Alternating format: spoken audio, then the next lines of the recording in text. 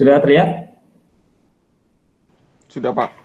Oke ya, seperti tadi yang saya sampaikan ya, di pertemuan ini nanti untuk teorinya saya lanjutkan teori yang pertemuan pertama sampai sekarang itu untuk aplikasi teknologi informasi. Jadi ini saya bahas tentang komunikasi dan jaringan. Jadi ini saya bahas materi ini tidak mendalam semua karena kemungkinan nanti di mungkin semester berikutnya atau di semester berikutnya ada mata kuliah khusus ya tentang jaringan, dan tentang jaringan nanti membahas juga tentang komunikasi dan jaringan.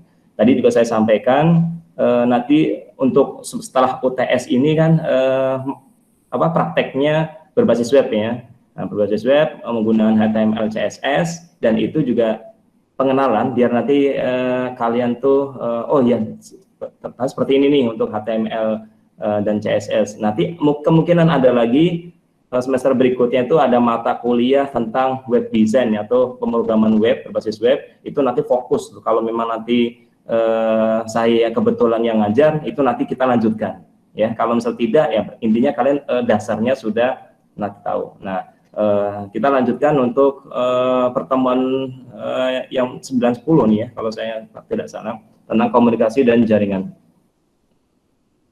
Jadi ruang lingkup nanti yang saya akan bahas ini ada tiga ruang lingkupnya untuk komunikasi daring, kelas maya, dan presentasi video. Jadi kan kalian sudah pernah sudah sering ya mendengar tentang daring. Daring itu apa daring? Ada yang tanya? Ada yang tahu daring? Komunikasi daring atau misal pembelajaran daring. Ada yang tahu nggak daring itu apa? Online bukannya, Pak? Online. Ada lagi? Ayo. Nah, ini kan kalian kan pasti sudah sering dengar istilah kata daring gitu kan. Ada yang luring ya, ada daring, ada luring. Ya. Masa nggak pengen tahu sih? Nah, itu salah satu kelemahan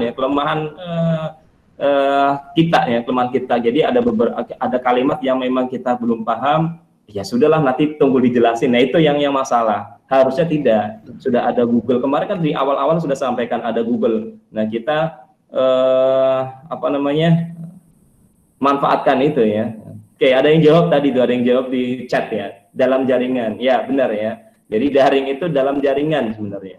Jadi inilah kita komunikasi seperti ini nih, komunikasi dua arah seperti ini, ya dalam jaringan, komunikasi daring namanya, gitu ya. Kemudian ada kelas maya nanti, ruang lingkup nanti komunikasi masih tadi kan komunikasi dan jaringannya di komunikasi kelas maya. Jadi kelas maya ini ya sama ini kita saling tatap muka seperti ini, ya ngobrol dua arah, tapi ya secara virtual. Nah seperti itu kira-kira ya nanti. Kemudian presentasi video, ya presentasi video ini di pertemuan pertemuan yang kemarin ya, yang lalu ya kalian sudah juga pernah membuat ya teknik cara membuat presentasi video seperti apa ya. Kemudian ya seperti itu ya. Jadi nanti tinggal diaplikasikan sebenarnya ya. Baik menulis maupun saya sudah ajarkan juga tentang membuat video pembelajaran seperti apa. Harusnya memang dari seperti itu kemarin liburan kan panjang ya, liburan panjang ya. Jadi dibuatkan itu kalau yang tidak sibuk banget ya, kalau kerjaannya tidak sibuk banget ya, walaupun memang saya sampaikan ya di awal-awal kelas karyawan ini memang kelas yang memang super sibuk ya. Kalian tersibuk di dunia lah. Kenapa? Senin sampai Selasa buat kerja, Sabtunya buat kuliah. Nah, minggunya baru deh buat santai. Kalau nggak masuk kerja, ada juga kan tadi yang masih berangkat kerja tapi dalam kerja dan kuliah berbarengan. Ada seperti itu. Makanya ini kelas yang paling sibuk ya, paling sibuk. Tapi tidak menghambat atau jadi sebuah alasan kita untuk tidak memahami atau tidak mengikuti materi. Jadi saya juga sama. Saya sampaikan. Saya kuliah dari S1 sampai S2 itu kuliah karyawan semua ya. Jadi sama ya. Jadi kenapa kok bisa beda ya? Harusnya sama. Ya. Jadi tetap semangat terus ya, walaupun keadaan memang belajarnya daring seperti ini terus ya, tapi tetap bisa walaupun bedanya segitu ya, bedanya. Artinya bedanya daring dengan luring. Luring itu kan luar jaringan. Luar jaringan itu artinya di luar komunikasi kita ini, ya, tapi ketemu secara langsung, kemudian ya itu pasti beda lah antara daring dan luring, pasti beda. Tapi tidak apa ya, membatasi kita untuk berkreasi atau belajar, ya. Jadi kan sudah ada grup WA, saya sudah kan buat grup WA, grup Google Class juga ada, tapi rekomendasi grup WA biar lebih cepat ya informasinya, karena dengan grup WA kan ada di handphone. Kalau di Google Class itu kebetulan tidak, notifikasinya tidak ke handphone, jadi kalau misalnya tidak dibuka tidak ada notifikasinya. Kalau di WA kan langsung tanya. Jadi manfaatkan itu ya, manfaat itu, tanya-tanya. Kalau misalnya ada saya waktu untuk menjawab, ya saya jawab. Ya, kira-kira itu ya. Jadi ruang lingkupnya untuk komunikasi dan jaringan ini, yang pertama komunikasi daring, kelas maya, dan presentasi video. Dan ini sudah kita lakukan semua nih, sudah kita lakukan nih, secara tidak langsung kita sudah menerapkan semuanya ini, ya, baik komunikasi secara daring, kelas maya yang contohnya di Google Class, bahkan presentasi video ya kalian sudah belajar juga cara membuatnya. Oke, apa sih komunikasi daring ini? Jadi saya materinya saya ambil dari teorinya dari Effendi dan tahun 2020 halaman 13 itu dia mengatakan proses menyampaikan pikiran gitu. Jadi dia menurut Effendi itu komunikasi daring itu proses penyampaian pikiran atau perasaan seseorang kepada orang lain dengan menggunakan lambang-lambang yang bermakna. Nah, ini bagi pihak kedua ya. Jadi penyampaian pikiran. Jadi proses penyampaian pikiran kepada orang lain dengan menggunakan lambang-lambang yang bermakna bagi kedua pihak. Jadi hanya misalnya A dan B, kan bisa juga kan kalau misalnya nih kalian pernah nggak surat menyurat dengan teman yang lain? Kalau dulu waktu set kan tidak ada WA, tidak ada SMS, ini pakainya surat ya. Jadi suratnya bentuknya ya yang kita tahu. Jadi antara yang tahu ya saya dengan orang tersebut. Kalau dulu kalau dalam kerajaan Yunani, Romawi gitu kan, kalau kita belajar kriptografi itu namanya ada sandi-sandi ya, ada sandi-sandi yang memang yang paham itu antara si raja satu dengan raja yang lain. Nah, ya dari ini komunikasi dalam jaringan itu maksudnya seperti itu.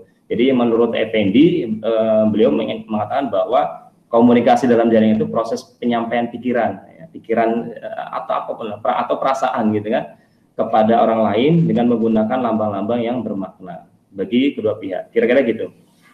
Kemudian juga saya kutip punya Handoko tahun 2002 halaman 30 di bukunya itu, beliau mengatakan bahwa komunikasi daring itu proses pemindahan pengertian dalam bentuk gagasan, informasi dari seorang ke orang lain.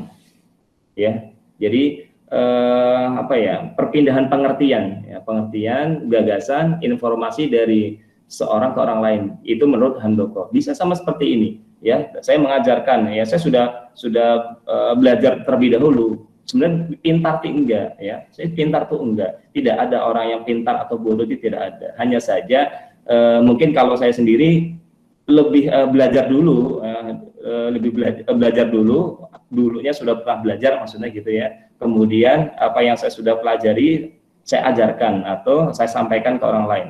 Nah, ini lebih pasnya nih kalau misalnya proses seperti ini menurut Handoko nih ya. Jadi pemindahan pengertian dalam bentuk gagasan atau transfer knowledge, nah kalau bahasa kerennya itu seperti itu. Jadi gagasan, informasi dari seorang ke orang lain. Ini menurut Handoko. Kemudian saya juga kutip dari Robin ya tahun 2002 juga halaman 310 di bukunya, komunikasi dalam jaringan itu menurut beliau itu mentransferkan makna di antara anggota kelompok ya, di kelompoknya sendiri, di dalam satu jaringan sendiri. Nah, seperti ini nih. Jadi orang lain yang tidak masuk ke jaringan ini ya tidak akan tahu apa yang dilakukan ya. Harus apa? Harus bergabung dulu baru nanti mendapatkan informasi. Kira-kira gitu. Ya, nah ini juga nanti ini model-model gaya bahasa seperti ini biasanya nanti Anda bisa diterapkan di saat penulisan skripsi ya. Skripsi biasanya ada teori-teori itu, nah itu wajib namanya referensi. Jadi apapun yang kita sampaikan nih seperti ini nih contohnya untuk statement-statement ada referensinya. Nah, ini nanti juga nyambung saat kita nanti materi berikutnya terkait penulisan, teknik penulisan ilmiah. Gitu ya. Ini saya kutip, saya ambil dari tiga peneliti aja ya. Sebenarnya banyak ya. Jadi ada beberapa peneliti yang lain juga mengatakan bahwa komunikasi jaringan itu komunikasi daring itu seperti apa, itu banyak. Tapi saya ambil 3 saja ya, kira-kira gitu. Kemudian definisi atau batasan komunikasi yang lebih mudah dipahami ya menurut Mas Rini ya dari pelajaran bahasa Perancis itu 23. Dalam bahasa Betawi misalnya nih contohnya, gua ngomong lu ngerti ini maaf ini kan materi ya, biar lebih paham lagi nih ya. Jadi kalau yang Betawi mungkin lebih paham daripada saya gitu kan. Kalau saya orang Jawa, nah kalau yang Betawi ini pasti lebih paham nih. Gua ngomong lu ngerti, lu ngomong gua ngerti. Ini yang Betawi siapa nih di sini? Ada yang Betawi? Coba ngomongnya lebih fasih biasanya. Ya, ngomongnya lebih fasih. Gua ngomong lu ngerti, lu ngomong gua ngerti. Ini gitu. Kalau komunikasi dalam jaringan intinya kita ada komunikasi di jaringan tersebut, ada si A menyampaikan sesuatu, si B paham. Ya, kemudian si B menyampaikan sesuatu, si A paham. Sama seperti ini saya menyampaikan materi nih. Saya menyampaikan materi seperti ini, paham nggak mahasiswa audiensnya? Gitu. Kalau misal tidak paham, ini berarti ada yang salah dalam komunikasi ini, kira-kira gitu. Ya, jadi lebih dipahami lagi. Jadi inilah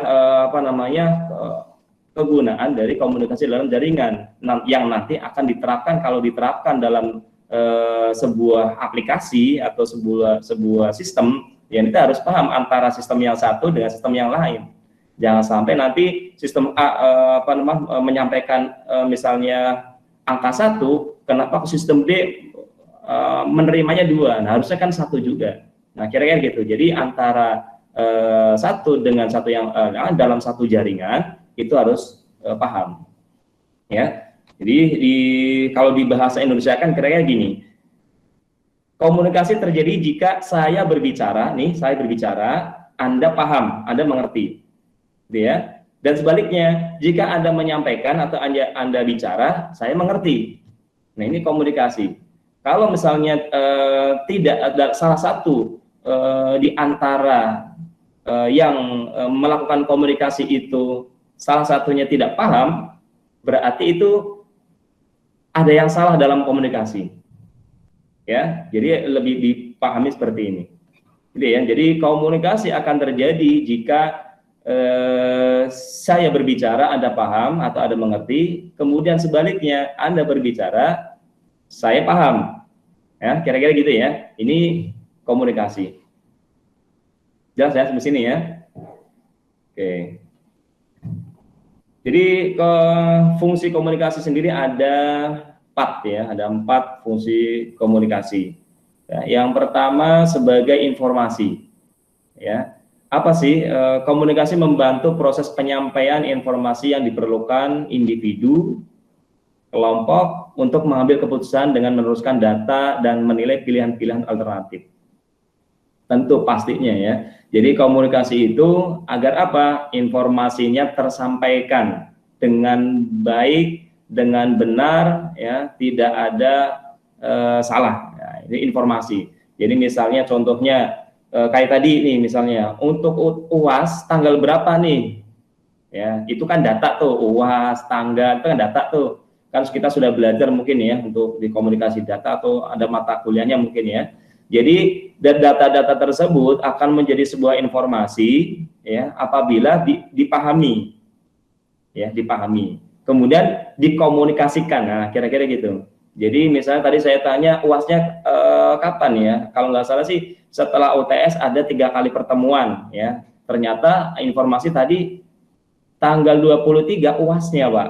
Nah, berarti kan ini kan ada satu pertemuan yang kira-kira tidak bisa di hari Sabtu.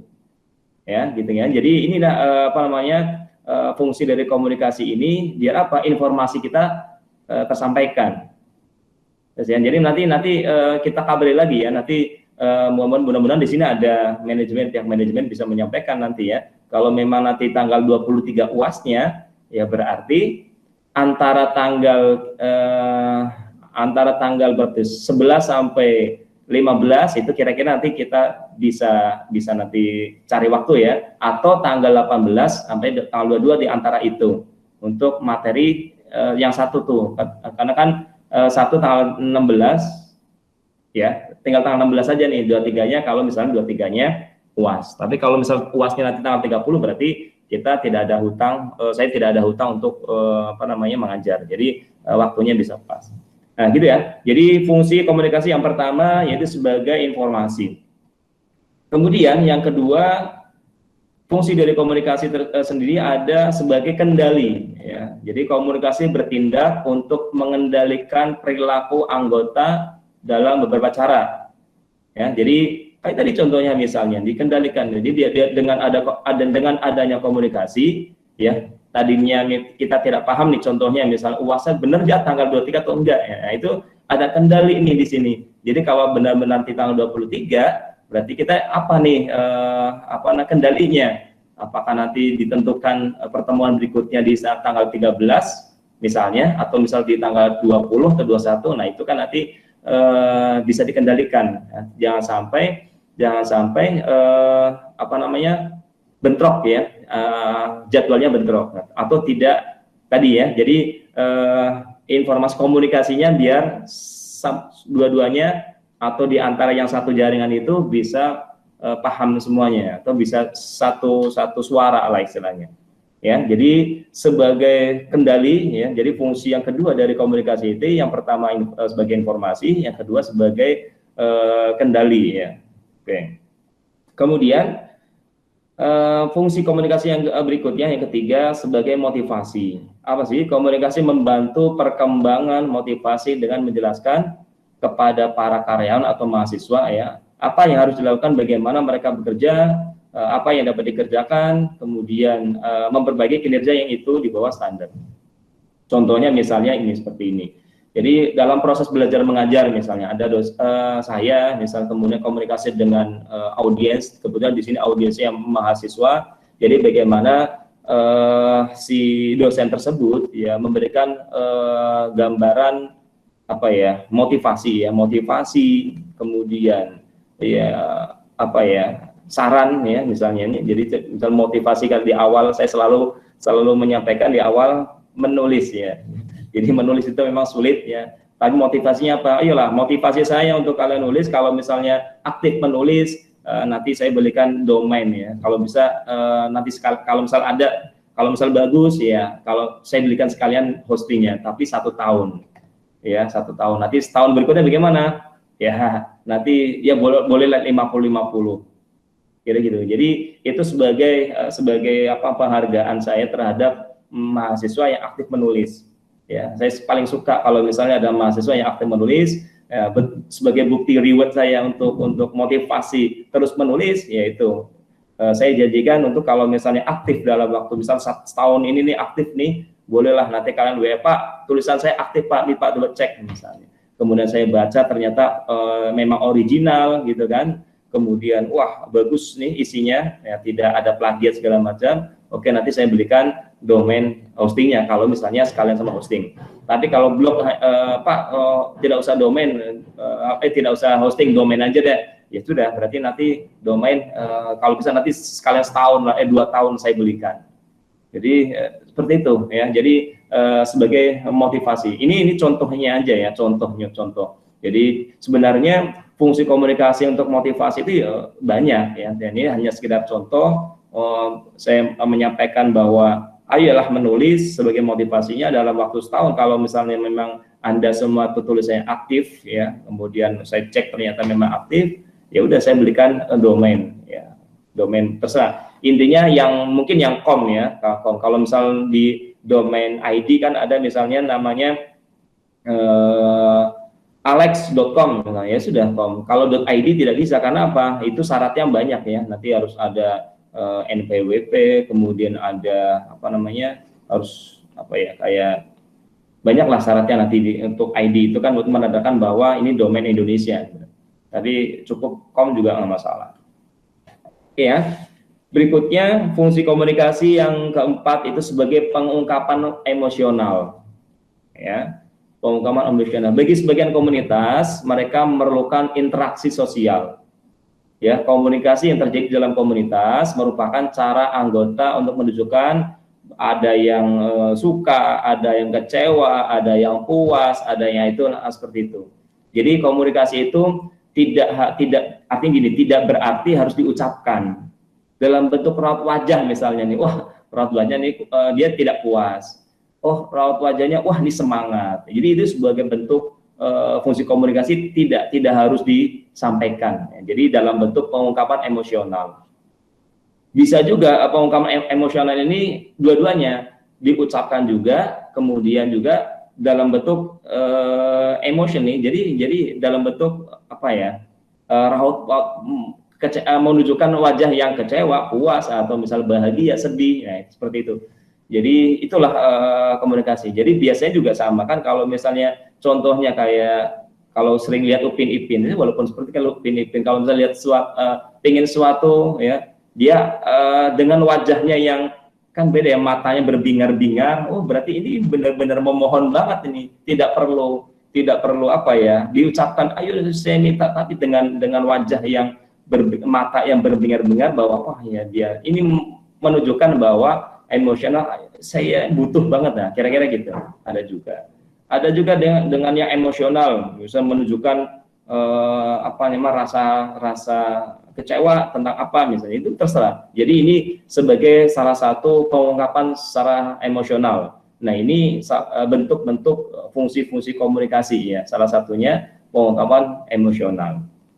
Jadi emosional dalam bentuk misalnya contohnya nih, Pak, kalian boleh juga misalnya negur dosen ya, tapi dalam tingkat kewajaran misalnya, Pak, saya sudah mengirimkan tugas atau UTS kemarin, kenapa nggak ada nilainya Pak? Oh, nah dengan penyampaian, kemudian juga bentuk emosionalnya itu hal yang wajar, tapi disampaikan. Nah seperti itu ya. Jadi secara tidak langsung itu di antara kalian semuanya, hampir semuanya itu pernah merasakan ya bahagia, kecewa mungkin pernah kali ya, atau tiap hari kecewa terus gitu kan, saya nggak tahu.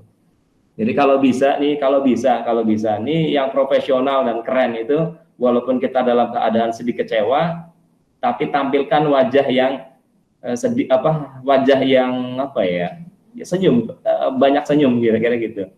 Tapi sulit juga kalau misalnya memang ada yang lagi sedih banget ya, tak bisa ya, ada yang bisa, ada yang tidak, kira-kira gitu ya. Itu sebagai bentuk komunikasi ya, komunikasi. Ini empat fungsi komunikasi yang memang sering terjadi di kehidupan sehari-hari kita. Oke, sampai sini ditanyakan? Lanjut ya.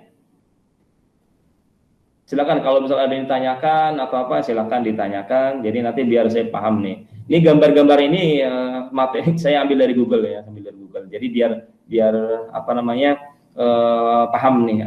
Oh, informasi ini hanya sekedar ya bentuk komunikasi juga. Salah satu bentuk komunikasi juga, tapi tidak disampaikan, tapi dalam bentuk gambar ya, gambar informasi, kemudian kendali untuk menyemangati, kemudian motivasi, ayo, kemudian bentuk pengungkapan emosional. Jadi materi-materi ini memang saya sajikan biasanya banyakkan gambar. Jadi tidak semua tulisan ya, karena saya sendiri tidak suka semua tulisan.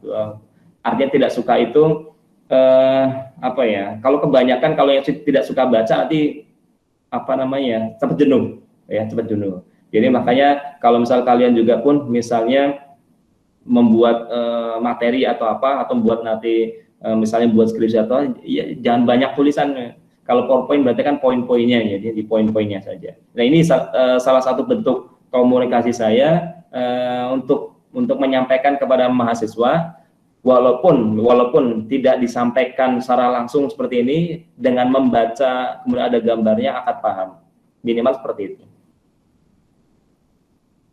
Oke, tadi sudah fungsi dari komunikasi. Sekarang jenis-jenis komunikasi. Jadi tadi ya sampaikan ya, ada komunikasi ada jenisnya, ada dua jenis ya, komunikasi lisan atau verbal, ini seperti ini, komunikasi secara lisan. Ada juga komunikasi nirkata atau non verbal ya. Dan bisa juga kalau verbal itu kan berarti kata-kata yang diucapkan, seperti kata-kata yang diucapkan ya komunikasi. Kemudian ada juga komunikasi nonverbal, ya, tadi yang saya sampaikan ya, dalam bentuk raut wajah, ya, kemudian bentuk tubuh, ya, kemudian bukan bentuk tubuh ya, apa ya namanya, bahasa tubuh, bukan bentuk tubuh, maaf nih, bahasa tubuh, ya, kemudian bahasa gerak, kemudian ada gambar tadi ya sampaikan ya. Jadi seperti itu bentuk komunikasi. Nah, paling keren lagi kalau misalnya kita kombinasikan semua antara dua komunikasi ini, baik komunikasi secara verbal maupun non verbal, gitu ya. Nah, ini sangat penting, yang sangat penting kalau misalnya biasa kalau offline itu biasanya saya sering di kelas itu mahasiswa maju ke depan untuk presentasi. Saya paling suka seperti itu. Kenapa? Satu, untuk melatih kemampuan verbal dari mahasiswa. Jadi ada juga di antara kalian teman-teman itu bisa tuh otaknya encer memang, wah, pintar lah istilahnya. Tapi kalau kemampuan verbalnya kurang, nanti akan repot. Kenapa? Banyak kan seperti itu. Kalau pengalaman-pengalaman saya menguji sidang ya, sidang skripsi mahasiswa itu, dia pintar ngoding, jadi jago coding, jadi pintar ya, programnya pintar. Bahkan ada juga mahasiswa tersebut juga pernah termasuk dalam satu tender sama saya ya, jadi satu tim gitu kan. Cuma tetap saja kalau misalnya dalam sidang skripsi tetap ya Anda bukan tim saya, ada sidang, saya yang coba mengujinya. Nah itu dia bisa tapi kemampuan verbalnya kurang. Jadi sulit, dia mau presentasi itu sulit. Jadi hanya apa? Dia hanya membaca teks yang dia membaca teks yang dibuat atau membaca PowerPoint yang dia dibuat, dan PowerPoint-nya sudah gitu PowerPoint-nya satu paragraf lagi. Nah, itu dibaca, itu yang menyakitkan gitu. Jadi makanya sebagai mahasiswa kemampuan verbal itu sangat penting. Kemampuan verbal itu sangat penting. Jadi pengalaman saya sendiri waktu saya dulu awal-awal kuliah jadi S1 ya, kuliah oleh S1 itu, jadi tetangga tuh tahu, wah ini Murian nih kuliah nih S1 tuh. Jadi jadi masyarakat tuh beranggapan bahwa anak kuliahan tuh pintar, baik pintar secara akademiknya maupun pintar dalam komunikasi secara lisan atau kemampuan verbal. Ya, mereka menganggap seperti ini, dan ini nyata, dan saya mengalami itu. Dari waktu ada perkumpulan RT gitu, RT kan warganya kumpul-kumpul semua, kebetulan MC-nya tuh tidak ada, lagi sakit atau di kemana, nggak ada. Main tunjuk aja biasanya RT itu. Wah, Mas Durian kan kuliah nih, sudah suruh jadi MC. Dan itu tidak ada data segala macam, udah tinggal ngomong aja. Nah, itulah. Jadi kalau kalau kemampuan verbalnya itu jarang dilatih, ya itu akan gagap biasanya. Tapi kalau sudah terlatih, kita berdiskusi, komunikasi baik di kelas ya, dengan dosen khususnya ya, kalau ngobrol biasa sama teman sih sudah oke lah. Tapi kalau maju di depan di kelas, kemudian dihadapkan dengan beberapa audiens, itu pasti beda. Walaupun di hadapan teman sendiri ya, di hadapan teman sendiri itu rasanya pasti beda. Dan saya yakin ada yang pernah kayak gitu ya, ngalami ya. Jadi ngobrol dengan teman yang memang sudah biasa ketemu setiap hari satu kelas, biasa ketemu. Kemudian saat maju presentasi dihadapkan semua teman-temannya, itu pasti beda rasanya. Nah, kemampuan verbal inilah memang yang harus kita latih sebagai mahasiswa ya. Jadi ini modal mumpung ya kita ada kesempatan jadi mahasiswa ya, sarjana 1, itu kemampuan verbal, berdiskusi dengan teman, dengan dosen itu penting. Makanya kalau misalnya nanti ada sesi tanya jawab, atau misalnya nanti ini kan saya sudah sampaikan di awal, kalau saya menjelaskan nanti ada yang bertanya, silahkan aja tanya ya. Jadi nanti biar saya dengarkan kemudian saya jawab. Seperti itu. Jadi komunikasi dua arah ini pentingnya seperti itu, ya. Untuk satu melatih kemampuan verbal. Ya, kemudian yang kedua tadi ya komunikasi nirkata atau nonverbal. Jadi tadi ya bahasa tubuh, bahasa gerak ya, atau bahasa isyarat, itulah sebuah bentuk komunikasi. Ya, ini secara tidak langsung juga nanti di antara kalian juga sudah sering sering melakukan itu komunikasi ini. Ya, jadi atau dalam bentuk gambar tadi ya. Saya paling nyaman komunikasikan antara gambar dengan ucapan. Jadi biar paham dan mudah dimengerti. Kira-kira gitu ya untuk jenis-jenis komunikasi. Jadi kalau ditanya ada berapa jenis komunikasi? Ada dua. Yang satu komunikasi verbal, kemudian komunikasi non verbal. Nanti kalau misalnya contohnya seperti ini. Kalau yang verbal, kalau yang non verbal contohnya seperti apa? Nanti bisa sampaikan. Nanti juga saya ingin mahasiswa nanti presentasi kalau bisa ya. Nanti saya ingin gitu. Jadi ada tugas presentasi. Kemarin juga kan sudah tugas presentasi menggunakan video ya, kita buat video pembelajaran, tapi presentasikan video blognya sendiri kan, blognya sendiri tentang apa seperti apa. Nah itu belajar seperti itu dulu. Tapi kalau misal jarang dilatih nanti akan sulit.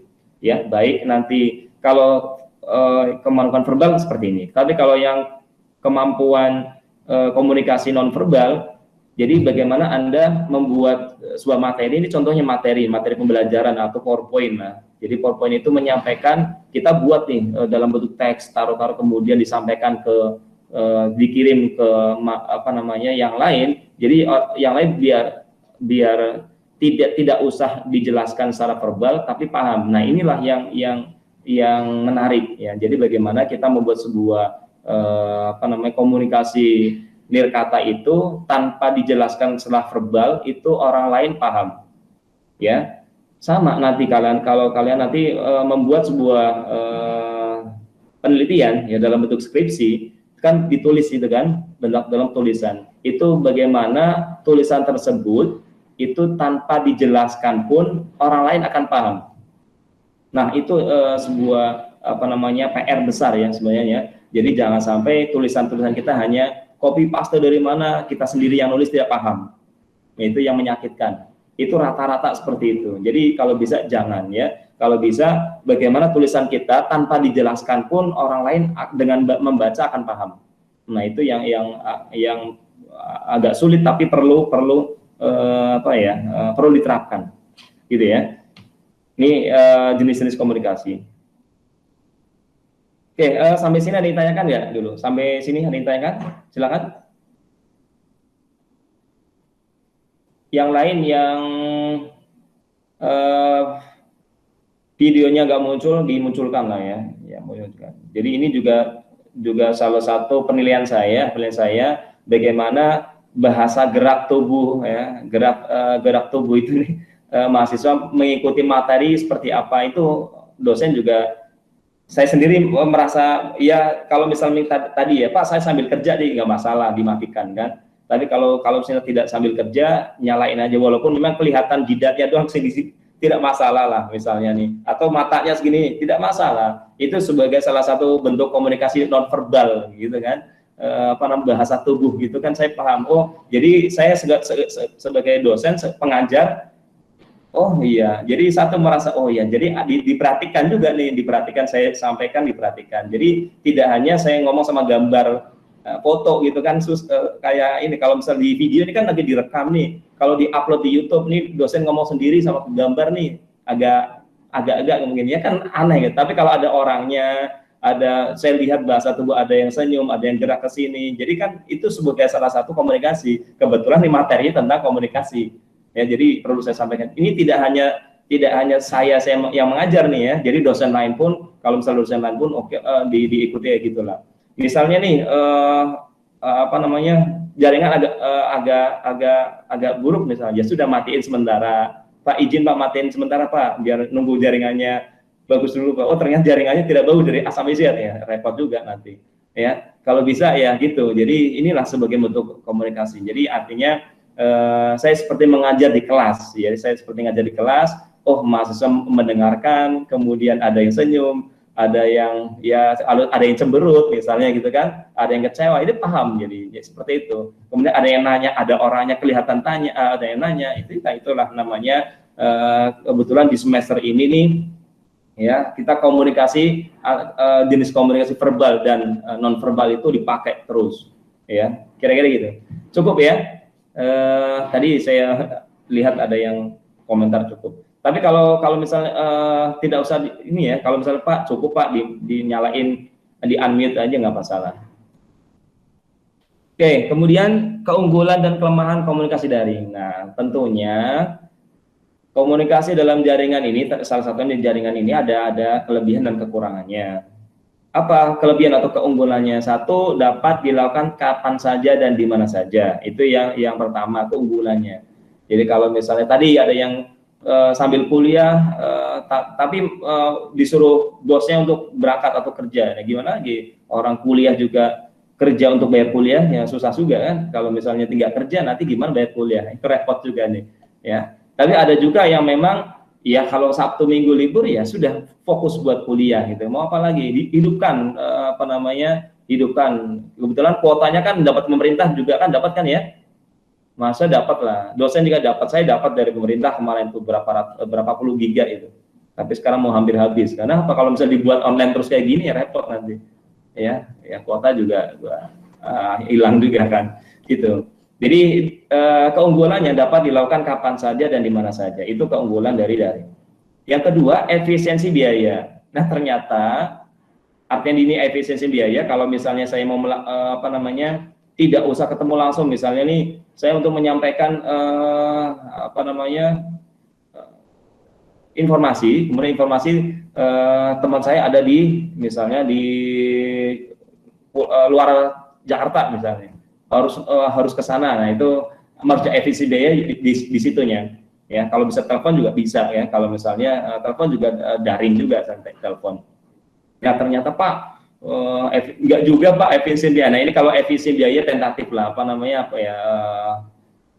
tergantung masing-masing ya. Kalau misalnya ngepres banget untuk kuotanya ya berarti wah ini enggak efisiensi Pak. Nah mendingan datang langsung ya benar juga. Tapi intinya secara umum ya untuk efisiensi biaya seperti itu. Jadi tidak harus kalau misalnya lawan bicaranya komunikasinya di luar kota, tidak harus keluar kota ketemu langsung, tidak usah. Bisa dengan menggunakan telepon aja atau menggunakan seperti ini atau WA ya. Ya WA atau SMS itu salah satu juga termasuk komunikasi daring ya gitu ya. Jadi efisiensi biaya, tidak usah datang langsung misalnya, itu salah satunya. Kemudian efisiensi waktu, iya tentunya pasti ya. Kemudian keunggulan lagi dalam komunikasi daring itu terintegrasi dengan layanan teknologi informasi yang lain ya. Jadi contohnya gini, kita juga menggunakan Google Meet ya. Jadi di samping juga suara juga ada, video juga ada, tatap muka langsung ya, tapi secara daring gitu kan, maya nih dalam jaringan tapi tidak ketemu langsung. Nah itu bisa terintegrasi ya, sama nih. Jadi kayak Google ini kan kita menggunakan G Suite ini bisa untuk Gmail atau email, kemudian buat Google Class, Google Meet ya. Ini satu satu integrasi ya, integrasi dengan layanan yang lain. Kemudian keunggulan dari komunikasi daring yang lain, meningkatkan intensitas berkomunikasi. Ya artinya intensitas seperti ini. Jadi intensitasnya tak terbatas sebenarnya ya. Kalau misal kita nggak tidur atau tidak dimatikan peralatannya ya berarti ya intensitas sangat tinggi. Ya bisa ada WA grup kapan saja, bahkan gitu kan, grup semua grup itu kan. Kalau misalnya di handphone kita sendiri. Nah kalau yang di ini Google Class itu kan dalam satu jaringan, ya intensitasnya kapan aja bisa komunikasi, ya, gitu ya. Kemudian meningkatkan partisipasi. Jadi artinya di partisipasi ini bisa di luar jadi pasti artinya gini. Jadi bisa kapan saja, ini kapan saja. Misal contohnya kayak kita bertanya kapan saja bisa, ya bertanya kapan saja bisa, ya asal tadi ya toolsnya atau alatnya itu memang masih terhubung. Nah itu meningkatkan untuk partisipasi untuk oh ya lebih harusnya seperti itu. Ya harus seperti kalau kita nengok di Amerika atau misalnya Eropa gitu ya, rata-rata itu jadi kuliah daring ini di sana sudah berapa puluh tahun yang lalu sudah. Jadi teman-teman saya juga yang kuliah S3 di luar, S2 S3 di luar juga sama. Jadi banyak kan rata-rata daring ya. Kalau sudah terbiasa itu sebenarnya enak. Hanya saja memang tadi salah satunya jaringan ya, jaringan internetnya harus selalu ada. Ya, itu keunggulannya. Jadi ada beberapa banyak ya keunggulan yang lain, tapi ini diringkas saja ya, diringkas saja. Kemudian tentunya selain keunggulan juga komunikasi dari ini tentunya pasti ada kelemahan ya. Kelemahannya apa? Yang pertama, tidak mewakili emosi pengguna. Ya sama nih, di keluhan-keluhan Anda semua nih ya, teman-teman mahasiswa juga sama, Pak, saya kangen, Pak, pengen ketemu langsung gitu kan. Kelas bagaimana Pak? Nanya, kapan Pak masuk ke kelas Pak? Kan saya kalau ditanya kayak gitu, saya juga pengen ketemu langsung di kelas gitu kan. Apalagi misalnya yang materi praktek gitu kan, sudah tidak didukung, misal komputernya tidak ada atau laptopnya masih tidak ada, kita belajar di mana? Itu yang jadi permasalahan, salah satu permasalahannya gitu. Ada juga permasalahan yang Pak jaringannya juga saya sulit Pak, itu permasalahan di daring ini gitu ya. Jadi tidak mewakili emosi penuh. Jadi sebenarnya ingin menyampaikan tapi agak sulit ya. Kalau misal secara langsung kan enak. Jadi bertanya juga langsung. Kemudian kalau misalnya dalam praktek juga nanti tanya langsung, ingin dilihat langsung sama dosennya juga nanti mau membenarkan juga nggak enak. Jadi enak lah seperti itu. Jadi kelemahannya di situ. Jadi tidak mewakili emosi secara keseluruhan ya, baik pengguna dari daring ini. Kemudian memerlukan perangkat khusus, ya pasti ya. Jadi kalau misalnya ini sama ya, perangkatnya ada yang menggunakan handphone, kemudian ada yang menggunakan laptop, PC. Ya. Kalau PC juga harus ada webcamnya, kemudian tentunya pasti ada jaringan internetnya. Ya, gitu salah satunya. Kalau misalnya jaringan internet mati, ya sudah selesai. Ya, tidak ada komunikasi. Kalau misal providernya, kalau misal di handphone atau mati juga ya, tidak ada komunikasi. Nah, itulah salah satu kelemahan dari daring ini. Jadi ini kelemahan-kelemahan inilah nanti yang kita harus pikirkan ya, kayak contohnya waktu tahun 2019 atau 2018 saya lupa itu, yang listrik mati selama 8 jam nih Mbak, kayak apa. Jadi ATM tidak bisa, kemudian berpergian kayak untuk busway, kereta, KRL tidak bisa semua, udah mati semua tuh. Kalau misalnya itu aksesnya mati. Nah, itulah nanti salah satu PR kita, bagaimana tidak juga tergantung dengan perangkat ini. Jadi kalau misalnya ada terjadi problem seperti itu, bagaimana solusinya? Kira-kira kita juga harus memikirkan solusi itu. Jadi jangan sampai 100% bergantung pada alat-alat ini. Yang jangan seperti itu. Kemudian menyita konsentrasi ya, jadi kelemahan menyita konsentrasi. Ini juga sama. Jadi kalau daring-daring ini nih, kalau 3 jam full stres nih, konsentrasinya pasti kurang. Jangankan yang 3 jam di kelas saja, di kelas yang ketemu langsung 2 jam ini kita melakukan kegiatan di situ 2 jam, itu 2 jam kesananya sudah tidak kurang konsentrasi ya kurang konsentrasi ya, apa lagi tuh pegel apanya, katanya pegel juga kan, harus duduk juga. Jadi seperti itu jadi modelnya ya. Jadi apalagi yang konsentrasinya kalau misalnya nih di rumah boleh dipanggil sama ibu disuruh, ya mau tidak mau sama ibu harus disuruh, misalnya ini ambilin ember dong sana, masa nggak diambilin, ibu nyuruh aja gitu kan, repot juga kan nggak diambilin ya gitu. Jadi konsentrasinya jadi berkurang, menyita gitu. Jadi ini lama-kelamaan kalau kita lihat aja di monitor terus kita lihat, lama-lama mata juga kan sakit ya. Itu salah satu kelemahannya, memang kelemahannya itu. Jadi tidak bisa berlama-lama, kecuali memang sudah terbiasa. Saya sendiri sih memang sudah terbiasa karena memang kerjaannya di sini semua, online semua. Jadi kerjaannya banyak orang IT kerjanya gitu. Jadi kalau misalnya saya dulu sampaikan, orang IT kalau belum tidur dengan laptop atau PC-nya berarti belum orang IT itu namanya itu. Minimal harus pernah tidur, pernah megang mouse, kemudian sampai misal maaf ngiler di situ misalnya, ya, gitu. Jadi ya itu apa namanya, apa sugesti atau apa intinya. Tapi memang rata-rata kayak gitu rata-rata. Karena kalau udah serius kita apa ada misal coding kemudian kok muncul bug terus atau error terus itu kurang puas. Jadi harus ada. Saya pernah waktu itu hampir 2 hari 1 malam. 2 hari 1 malam itu kebetulan saya pegang websitenya Kementerian BUMN. Ya, itu ada error tuh. Ada error, apalagi waktu itu gencar-gencarnya yang sama Australia gitu kan. Ya itu ada error di situ. Nah, orang IT yang sudah itu 2 hari itu apa yang kurang lihat gitu kan.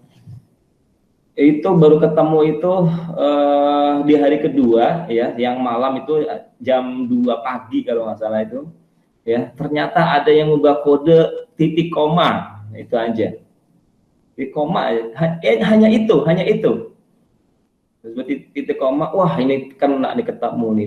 Jadi dia ubah jadi titik, semuanya error. Titik koma, jalan lagi, selesai urusan. Jadi seperti itu. Jadi kalau orang IT kalau belum, apalagi urgent ya. Jadi harus ditunggu, harus bisa apa namanya secepatnya. Nah, kira-kira gitu. Nanti kalian kalau misalnya di dunia IT nanti rata-rata lah hampir mengalami itulah. Apalagi misalnya apa namanya kliennya agak rewel misalnya, sudah mau tidak mau, dan itu harus jalanin sebagai orang IT mau tidak mau, karena rewel itu hak klien, ya. Yang penting kita tinggal bagaimana apa ya komunikasinya, salah satunya komunikasi secara verbalnya, kemudian pengendalian dirinya, kira-kira gitu ya. Oke, jadi komunikasi daring ini pasti ada kelebihan dan kekurangannya. Tadi disampaikan ya, saya sampaikan keunggulannya atau kelebihannya apa, kelemahannya apa. Kalau kelemahannya pasti ya ini sangat ya kita banget gitu kan, kelemahan dari daring. Oke, sampai sini ada ditanyakan, silakan.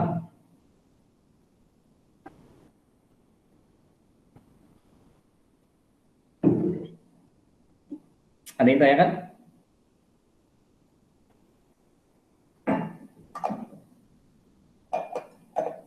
Tidak ada? Oke, lanjut ya. Lanjut Pak, ya. Oke, saya lanjut. Jadi kalau misalnya Pak, adalah yang misalnya Pak, saya coba Pak mau menjelaskan, silahkan aja. Kalau misalnya ada di antara nih kalian nih teman-teman mahasiswa nih, Pak, saya pengen menjelaskan materinya Pak, 1 slide misalnya, silahkan aja, ya itu keren. Ya, ada yang mau seperti itu? Ya, ini kan tinggal baca kemudian jelaskan sepengetahuan masing-masing. Ada? Harus gak ada yang berani? Belum ya? Belum. Dulu kalau waktu saya kuliah itu kalau ada yang dosen seperti itu, Pak, saya Pak, walaupun memang agak grogi-grogi, tapi nggak masalah, harus dicoba. Kalau nggak dicoba ya nggak bisa. Nggak bisa, harus coba. Ya, jadi saran saya untuk per mata kuliah ini ya, per materi ini dibiasakanlah atau dilatihlah untuk kemampuan verbalnya, dilatih kemampuan verbal dan juga non verbalnya, gitu ya, kira-kira gitu. Jadi biar apa, nanti setelah lulus atau setelah materi ini selesai pun misalnya juga nanti ada apa ya, ada yang ditinggalkan bahwa oh saya sudah dilatih untuk ini, gitu ya. Oke, kemudian tadi kan di awal ya, ada apa namanya komunikasi daring, kemudian kelas maya, satu lagi apa namanya presentasi video ya. Ya, sekarang kelas maya ini sama ya. Jadi ini yang kita jalani ya sudah setahun ini ya, dari bulan Maret yang lalu, awal-awal corona itu kan, sampai sekarang nih belum pergi juga nih makhluk corona itu kan. Ya mudah-mudahan nanti di semester depan sudah vaksin sudah ada, sudah beres semua juga. Ya mudah-mudahan kita sudah bisa ketemu secara langsung. Amin ya, mudah-mudahan ya. Di kelas maya ya, di kelas maya ini sudah sudah ngetren di setahun terakhir ini sejak adanya virus corona itu ya. Jadi sampai-sampai Kemendikbud pun membuatkan sebuah LMS ya, atau Learning Management System, baik untuk dari tingkat SD sampai dengan tingkat universitas. Ya, jadi dibuatkan tuh sama Kemendikbud. Jadi, nah ini nih linknya nih, kalau saya buka di kelas maya belajar kemendikbud.co.id, itu bisa juga dipelajari itu ya, di apa namanya, jadi tingkat SD. Jadi SD ada sendiri sebenarnya, SD, SMP itu sudah dibuatkan oleh Kemendikbud. Nah, kelas untuk universitas ada sendiri juga sebenarnya, namanya SPADA, Sistem Pembelajaran Daring. Pernah dengar kan ya SPADA ya?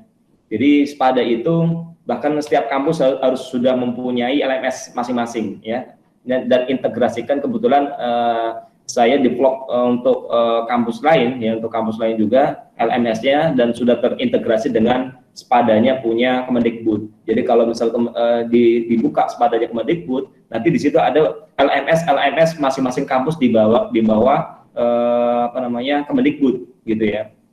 Nah ini kelas maya. Jadi itu punya Kemendikbud. Ya, yang sering kita pakai sekarang yaitu menggunakan Google Class ya. Ya, Google Class itu salah satu juga termasuk Learning Management System. Ya, Google Class. Hanya saja Google Class itu punya aplikasi atau sistemnya punya Google punya ya. Jadi semua punya Google. Jadi kalau bisa memang nanti mudah-mudahan lah, saya yakin dari pihak manajemen juga sudah memikirkan itu ya, bahwa setiap kampus sendiri ini punya learning management system sendiri ya. Jadi tidak juga nanti nompang lagi ke Google lagi, tapi memang standarisasinya punya sistem sendiri ya. Jadi LMS ini untuk memungkinkan guru atau dosen membuat sebuah kelas daring masing-masing untuk mendukung pelajaran. Ya, kebetulan di Teknik Jakarta menggunakan Google Class. Google Class itu keren, memang dari dulu itu sudah ada ini, hanya saja ngetrennya baru yang sekarang setahun terakhir ini ngetren jadi pakai ya. Jadi tapi kalau misalnya nanti mau lihat tuh yang kelasnya belajar Kemendikbud.co.id ya silakan. Nanti ini nih contohnya. Yang kita pakai sekarang kan Google Class ya, Google Class sebenarnya. Jadi yang kita pakai, jadi ada dari dosen, bahkan pemantauannya kan juga sudah ada yang jadi pemantauannya dari apa namanya, guru atau dosen itu bisa lebih dari satu. Ini contoh-contohnya nih, kalau ini kan di handphone ya. Jadi contoh-contoh kalau misalnya ini per kelas atau per kategori ini ya, bisa dibuat. Ini contoh-contoh dalam apa namanya, tugas-tugas, kategori-kategorinya. Ya, ada kategori video. Kalau saya kan ada kategori absen, kategori untuk apa namanya, UTS, kategori materi. Nah, bisa dibuat seperti itu. Jadi dirangkumkan dalam bentuk itu. Dan mudah-mudahan sih karena sudah setahun ini sudah terbiasa ya, baik mahasiswa maupun dosen. Bahkan kemarin juga dari pihak manajemen kan sering melakukan webinar terkait dengan sistem pembelajaran daring ini. Jadi bagaimana penggunaan Google Class, caranya seperti apa. Nah, itulah bukti keseriusan dari kampus ya untuk sistem pembelajaran yang sudah berjalan ya, baik dari pihak dosennya maupun nanti mahasiswa bagaimana. Intinya gini, dari ini sistem kan kultur baru ya. Jadi budaya baru yang dari tadinya offline sekarang kok full semuanya online ya. Bahkan seperti kalau kamu kalau universitas terbuka kan memang dari awal sampai akhir, dari dulu kan sudah daring terus. Nah, kalau kita nih kemungkinan kalau yang orang IT mungkin di bidang IT mungkin sudah terbiasa. Bahkan sekarang juga kan semua bahkan kan anak-anak aja sudah ngerti gadget kan. Apalagi mahasiswa pasti minimal punya handphonenya juga minimal Android. Jadi bisa akses itu ya, Kalau yang rata-rata kalau yang belum punya mungkin sengaja nggak beli mungkin ya. Kalau Pak saya belum punya handphone Pak yang Android ya, mungkin sengaja nggak beli. Tapi kalau belum beli ya, berarti ya mudah-mudahan nanti kita doain aja biar cepat ada. Jadi baik handphone maupun laptop ya, atau PC mudah-mudahan punya. Mudah-mudahan ini kan mudah-mudahan tahun-tahun berikutnya yang belum punya bisa jadi punya. Ya, ini yang kita sekarang pakai yang menggunakan Google Class. Ya. Kemudian yang ketiga tentang presentasi video. Ya. Presentasi video ini di awal sudah saya ajarkan ya, saya ajarkan baik teknisnya, bagaimana cara membuat video pembelajaran. Yang saya buat materi juga kan banyak kan video ya, karena ini nanti kebetulan sekalian ngajar video ini nanti juga saya share juga di YouTube, kemudian saya share di Google Class ya. Jadi nanti materi-materi ini juga bisa kalian ulang-ulang lagi. Dan ini sudah saya sampaikan juga, materi-materi video ini juga kebanyakan di sistem pembelajaran daring di Kemendikbud rata-rata materinya dalam bentuk video ya. Jadi dosanya itu dia membuat video dulu ya, video pembelajaran dulu, materinya kemudian diupload. Kenapa? Tujuannya biar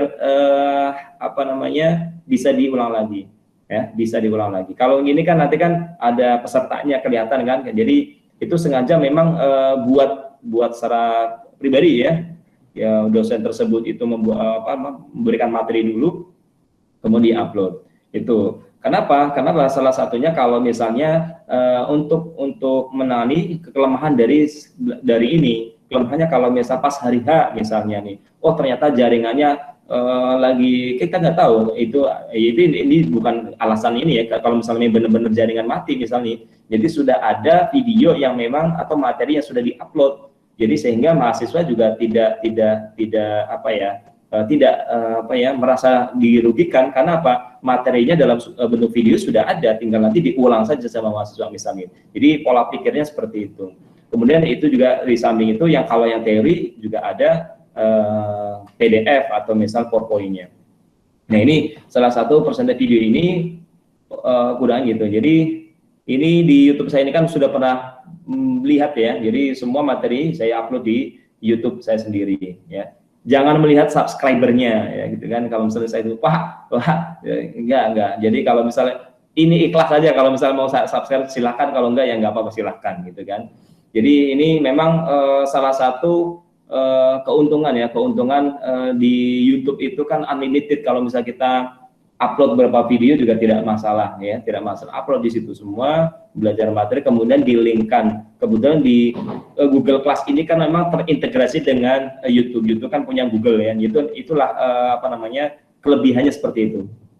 Ya. Kalau bisa memang nanti segala kita sudah pernah membuat teknik video, membuat video editingnya seperti itu, buatlah seperti itu ya. Kalau ada waktu ya, dan kalau susah ya, diluangkan waktu ya, bukan kalau ada waktu tapi meluangkan waktu ya, itu. Jadi bahasanya bukan menunggu waktu luang tapi meluangkan waktu untuk itu, sama meluangkan waktu untuk belajar, meluangkan waktu untuk menulis, meluangkan waktu untuk membuat video. Nah kira-kira gitu. Jadi meluangkan waktu. Jadi kalau meluangkan waktu itu berarti kita ada memang sengaja waktu-waktu tertentu untuk ini gitu. Tapi kalau misalnya nanti Pak belajarnya nunggu waktu luang, saya yakin tidak ada waktu luang untuk belajar. Misalnya nih, saya mau membuat video pembelajaran, nanti Pak nunggu waktu luang, tidak ada waktu luang untuk itu. Ya, jadi bahasanya harus apa? Komunikasi bahasanya harus apa? Meluangkan waktu untuk ini. Jadi sama, kali saya sampaikan, kalau dalam belajar, luangkan waktu belajar sehari minimal 30 menit. Ya, setelah pulang kerja, dan jam 8 misal sampai jam 9, atau misal jam 8 sampai setengah 9 malam, atau jam setengah 9 malam sampai jam 9, itu terserah terserah, nanti kan waktunya kan kalian masing-masing yang paham gitu. Dulu waktu saya seperti itu, waktu saya kuliah S1 maupun S2 tentunya saya untuk meluangkan waktu untuk belajar pasti harus jam segini sehingga sampai sekian, dan sudah ditentukan, tidak lebih dari itu. Kalau lebih dikit misal 5 menit 10 menit oke lah ya, lebih dikit, tapi jangan sampai kurang banget ya. Jadi itu meluangkan waktu. Itulah sebuah proses belajar. Bagaimana kan inputnya kita ingin berhasil ya, kuliah misalnya untuk jurusan SI maupun TI, kan nanti kan sarjana komputer kan. Sarjana komputer itu benar-benar prosesnya seperti apa, ya itu ikutin itu. Jangan sampai kendor. Saya ingatkan lagi, karena memang apalagi ya proses daring seperti ini ya, yang harus lebih aktif tuh mahasiswanya. Yang harus lebih aktif, saya tekan lagi, mahasiswanya banyak bertanya, biar apa? Biar jadi merefresh lagi tujuan utama kita kuliah itu seperti apa, ya, kecuali memang tujuan utamanya hanya saya kuliah S1 untuk biar jabatan saya naik, ya itu repot juga ya. Itu sah-sah saja, itu kan apa namanya, tujuan masing-masing. Tapi kalau ada sebagian besar yang memang tujuan kuliah saya ingin jadi programmer atau jadi ahli di bidang IT, ya itulah, jangan sampai lupa dengan tujuan awalnya. Kalau sampai lupa terlena kemudian dengan seperti ini malah sih agak repot, gitu ya. Ya, jadi sekali lagi luangkanlah waktu untuk belajar, ya, untuk belajar. Kapanpun nanti anda sendiri yang bisa menentukan, gitu ya. Ini presentasi video ya, sudah nanti diupload ya, semua video di situ diupload, silahkan ya. Kalau mau jadi YouTuber silahkan ya, jadi YouTuber. Apa namanya, Pak, bagaimana Pak, nanti diajarin dong editing video. Ya, tidak ada masalah kalau misalnya nanti kita lain waktu ketemu lagi ya, kalau misalnya di mata kuliah apalah nanti ya, nanti kalau misal ada lagi bila ketemu lagi ya nanti, dan mata kuliah yang sesuai ya, ajarin editing video ya, silahkan nanti saya ajarin editing video menggunakan kalau saya editing video menggunakan Vegas. Jadi kalau misalnya kalian untuk keahlian plusnya itu jadi YouTuber, kuliah S1 komputer, YouTuber, wah keren. Yang penting kreativitasnya itu jangan sampai mati ya, jangan sampai. Oke lah, boleh untuk dalam belajar niru-niru nggak masalah. Kalau belajar niru nggak masalah. Nyontek belajar untuk karya ini, tapi jangan diakui ya. Kalau misalnya dalam belajar kan nyontek nggak masalah. Untuk apa? Untuk belajar. Tapi kalau sudah bisa, ya udah berkreasi sendiri. Ya itulah sistemnya seperti itu. Ya sama kayak apa namanya, ya membuat konten-konten ya yang unik ya, gitu kayak gitu. Oke ya, lanjut. Nah sekarang tentang jaringannya, tentang jaringan ya. Jadi tadi komunikasi kita sudah ya. Jadi saya ringkas aja, sebenarnya komunikasi itu materinya itu satu buku sendiri itu komunikasi ya, komunikasi banyak. Nanti juga ada komunikasi data ya. Kemudian ilmu komunikasi kan banyak. Nah ini hanya sekedar pengenalan karena kan ini aplikasi teknologi informasi. Intinya agar mahasiswa ada gambaran komunikasi itu seperti apa. Kemudian jaringan. Mengapa butuh jaringan komputer? Ya, yang pertama untuk memudahkan, ya, mempermudah apa? Ya betul. Salah satunya untuk mempermudah komunikasi, mempermudah misalnya buat bisnis atau apa yang lain, dia mempermudah. Kemudian no distance, jadi tidak ada jarak ya. Jadi tidak ada jarak. Kalau misalnya ini Anda semua kan di tempat masing-masing ya, walaupun dalam satu negara Indonesia, tapi jaraknya bisa terkumpul dalam satu wadah, satu aplikasi ini yang di Google Meet bisa kelihatan. Itu yang terlihat. Kalau yang gambar juga saya nggak tahu dia di mana, gitu ya. Kemudian mobilitasnya apa namanya, dia apa ya? Jadi mobility-nya sangat apa ya, fleksibel ya, fleksibel, tidak ditentukan apapun. Anda juga bisa menggunakan handphone untuk kita berkomunikasi atau yang lain. Intinya dalam satu jaringan ini kita bisa terhubung ya, bisa terhubung, tahu dari mana di mananya. Intinya lebih fleksibel.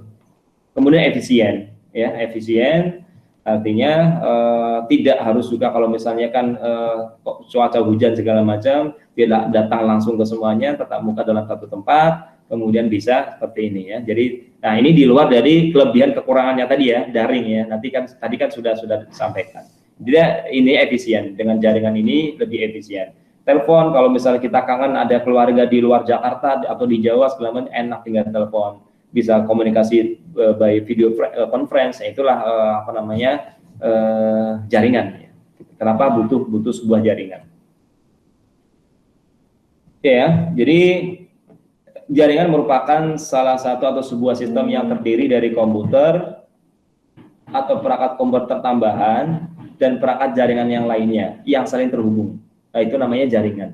Jadi kalau misalnya kita ada tools, ada komputer, ada laptop, ada handphone, ya, ada iPad atau segala macam apapun itu peralatannya, tanpa adanya tanpa adanya yang perangkat jaringan yang lainnya untuk terhubung, yaitu namanya bukan jaringan.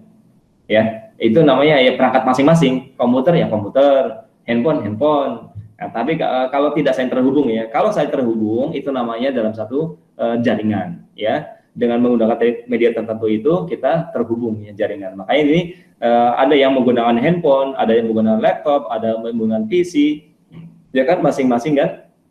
Jadi dan itu saling terhubung, ya, bisa berkomunikasi baik secara verbal maupun secara non verbal. Verbal saya menyampaikan seperti ini, Anda paham, ya. Jadi harusnya paham nih. Kalau misalnya Anda nggak paham nih, ya, berarti terputus tuh komunikasi itu harusnya. Wah, tuh. Jadi ada masalah di komunikasi. Tahu komunikasi dari sayanya sendiri, ya, atau cara menyampaikannya kurang bisa dipahami, atau misalnya dari faktor lain, ya, kurang tahu. Ya, intinya jaringan ini untuk menghubungkan perangkat-perangkat tersebut, gitu ya. Nah, manfaatnya nih, manfaat jaringan ada 4 manfaat jaringan ya. Jadi resource sharing ya untuk apa? Untuk sebagai pusat berbagi ya. Berbagi apa? Pemakaian printer, CPU, memori, hard disk, yang lain ya. Jadi intinya dari peralatan tersebut itu bisa nanti diintegrasikan atau dihubungkan satu sama lain ya. Itu yang pertama. Kemudian manfaatnya komunikasi ini ya, komunikasi. Jadi bisa komunikasi surat elektronik, kemudian chatting atau misal video conference seperti ini ya. Jadi manfaatnya seperti itu. Kemudian yang ketiga, akses informasi tentunya ya. Jadi dengan ada jaringan ini kita bisa mengakses informasi lewat web browsing ya. Jadi dengan port 8080 kita bisa akses ya. Kita bisa akses dimanapun di belahan dunia ini. Ya, asal memang mau mencari ya. Kalau nggak mau mencari ya nggak dapat. Ya makanya kan membaca adalah jendela dunia. Ya kita sudah ada perangkatnya, jaringannya sudah ada. Ya tinggal nanti keinginan sendiri untuk mencari tahu informasi tersebut. Jadi akses informasi sebenarnya sangat mudah. Ya sangat mudah. Yang penting mau atau tidak mendapatkan informasi. Nah itu masalahnya. Kemudian manfaat yang keempat dari jaringan ini ya sebagai sistem penyimpanan data yang terpusat. Ya, jadi bisa memungkinkan pengguna mengakses data dari berbagai lokasi yang berbeda, serta membatasi akses ke data sewaktu sedang diproses. Jadi gini, maksudnya gini. Jadi sama ya. Jadi nanti ini juga kan direcord ya, direkam. Direkam ini bisa untuk menyimpan. Kebetulan di tempat penyimpanan untuk storage dari Google Meet ini akan punya Google. Jadi unlimited ya kalau di kampus kan menggunakan Google Suite ya, Google Suite kapasitasnya atau space-nya tuh storage-nya tuh unlimited kalau tidak salah. Jadi rekaman ini otomatis nanti disimpan di kalau adminnya pasti bisa melihat semua aktivitas semua dosen itu apapun yang menggunakan Google Suite ini, kita menggunakan Google Class, menggunakan emailnya ya, email yang berdomain Jayakarta.ac.id itu, kemudian apapun yang di Google Suite itu sebenarnya admin bisa melihat semuanya, recordnya sudah ada sebenarnya, yaitu kerennya di situ. Makanya ini sebagai sistem penyimpanan terpusat. Nah jadi Google tuh punya sebuah sistem yang memang keren dan itu dibagikan ya secara cuma-cuma untuk instansi pendidikan. Jadi yang penting mau mengurus aja. Kebetulan di sini ada timnya ya di kampus manajemen mengurus itu, kemudian alhamdulillah bisa menggunakan sistemnya Google ya, Google Suite ini, makanya bisa kita pakai ya sekarang ya. Jadi manfaatnya ada itu. Jadi manfaat banyak ya, banyak, tapi secara garis besarnya untuk resource sharing-nya, untuk pusat sebagai pusat berbagi, komunikasi, akses informasi dan tempat penyimpanan terpusat. Kira-kira gitu. Oke, ada yang tanyakan sampai sini? Apa lanjut sampai selesai dulu ya? Nanti kita diskusi ya. Oke, kemudian ada jenis-jenis jaringan. Di sini juga saya tidak di materi ini tidak secara mendetail ya, tidak mendetail untuk menjelaskan LAN itu apa, MAN itu apa, WAN itu apa, tapi hanya garis besarnya saja. Nanti kan ada mata kuliah tersendiri ya, mata kuliah jaringan misalnya, nanti ada. Kalau nggak tahu kurikulumnya saya belum lihat ya. Intinya pengalaman saya S1 teknik informatika atau informasi itu ada mata kuliah tentang jaringan, khusus untuk jaringan ada. Tapi ini di mata kuliah aplikasi teknologi informasi memang ada materinya, tapi tidak menjelaskan secara detail. ya. Jadi jenis jaringan itu ada 3 ya, ada 3, ada LAN, Local Area Network, kemudian ada MAN, ada WAN. Jadi LAN ini beroperasi pada area yang terbatas ya. Kita misalnya di satu gedung misalnya ada LAN ya, Local Area Network ya. Jadi seperti itu. Koneksi peralatan berdekatan, tidak jauh-jauh ya. Jadi hanya sekedar satu ruangan atau satu gedung itu biasanya gitu. Kemudian menyediakan full time konektivitas. Jadi karena memang terhubung satu sama lain secara langsung. Kemudian kendali jaring di bawah administrasi lokal. Jadi ada server lokal bisa melihat nih kalau misal adminnya satu gedung yang ini nih, misal satu gedung itu bisa dilihat secara adminnya Anda, tapi di admin di tempat itu juga. Itu LAN. Jadi skopnya kecil dalam satu tempat saja. Kemudian ada MAN ya, meliputi area yang lebih besar dari LAN. Misalnya antara wilayah dalam satu provinsi. Jadi dalam satu provinsi ini terhubung misalnya PT, misal PT kayak PT dulu saya kerja di PT Honda Astra, itu dia punya jaringan MAN ya. Jadi di daerah Sunter sama Pegangsaan, kemudian yang di Kerawang itu bisa saling terkoneksi ya, jadi saling berhubungan. Ya, jadi kalau misalnya melihat data segala macam bisa di situ. Jadi bisa kalau buat pengiriman barang-barang tuh di bagian sub barang, kalau misalnya di sini ada yang itu juga ada ya pastinya. Jadi jaringan MAN. Jadi jaringannya punya satu nama ini, tapi bisa di luar wilayah. Nah, bisa di luar wilayah. Itu MAN. Jadi menghubungkan beberapa jaringan kecil dalam lingkungan area yang lebih besar. Kemudian WAN. WAN ini geografinya lebih luas, ya, terdiri dari beberapa jaringan lokal, beberapa daerah yang saling berhubungan. Hubungan antara LAN menggunakan teknologi serial, peralatan jaringan tersebar pada area yang luas. Jadi seperti ini, misal kampus punya sebuah server untuk sistem informasi akademik. Servernya di mana? Servernya misalnya di gedung cyber, ya gedung cyber itu. Nah, tapi nanti bisa diakses di seluruh dunia. Nah, tapi aksesnya di situ. Gedung cyber sini punya backup di mana? Nah, itu tuh area WAN. Kalau misal kita ini berarti bisa meremote ke seluruh dunia. Intinya yang penting IP-nya kelihatan. Jadi salah satu IP ya, satu IP khusus, IP address misalnya ini bisa diakses di mana saja, tapi IP-nya di satu itu.